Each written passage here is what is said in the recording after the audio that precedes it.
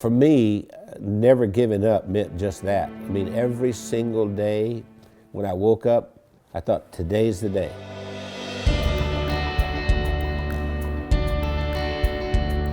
I was the second son in a sharecropper's family, and a sharecropper means that you don't own anything. I mean, you work for someone else who's the landowner. We had practically nothing. Everything was hand-me-downs from someone else. I didn't have shoes, and to this day my toes are all grown under because I didn't have shoes.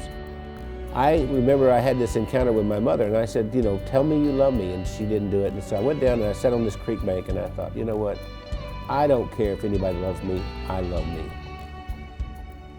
I made a list of goals that I wanted to accomplish, and they were laughable because I didn't even have 2 nickels to rub together, but my first goal was I was going to be a millionaire by the time I was 35. Number 2, I was going to have food to eat because we were always hungry. I mean, my little brother and I used to make mud pies to stop the hunger pains, and I was going to travel all over the world. Those were my goals.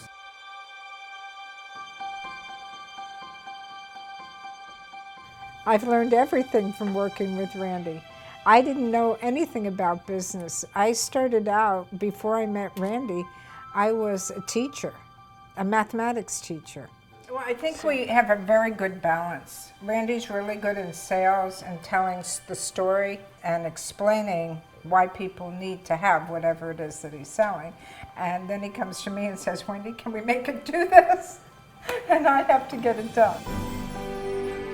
We started working together, and we were together all the time doing things, and that we just, you know, couldn't be without each other. Yeah, once she got exposed to me, it was downhill from there. I mean, she could not last a day without me. That's probably true. That's what the COO does here. Does hair? She preps me. Spit on it, honey, like you used to do. I never spit. We retired a few times. Did he tell you that?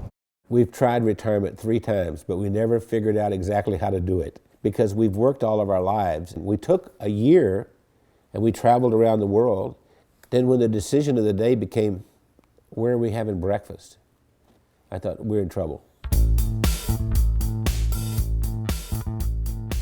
If I were giving you advice and you were meeting Wendy for the first time, I would tell you, don't get your feelings hurt if she uses her phone while she's meeting with you.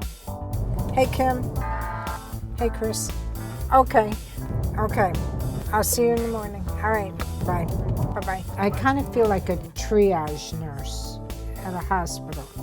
And every week I go in and I reprioritize. No, I'm not approving that. I think what drives Wendy is her desire to be the best and provide the best of service to everyone. Awakened at 2:30 in the morning, and I hear this little click, click, click, click, click, click, click, click. And it's Wendy over there looking something up at 2:30 in the morning. And I'll say, why aren't you sleeping?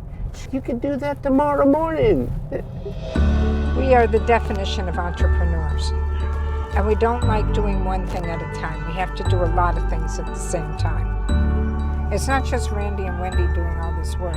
The whole team, every single one of us works around the clock. Hey, gorgeous. Listen, Bernice has been with us for what, 5, 6 years? 6 years. Yes. And we love her to death. I love you guys. Yeah. Randy leads with his heart. And he's the most incredible person I've ever met. He's gone through so much in his life. And I believe that Randy's, I'm going to make me cry here. Randy has made the difference in my life.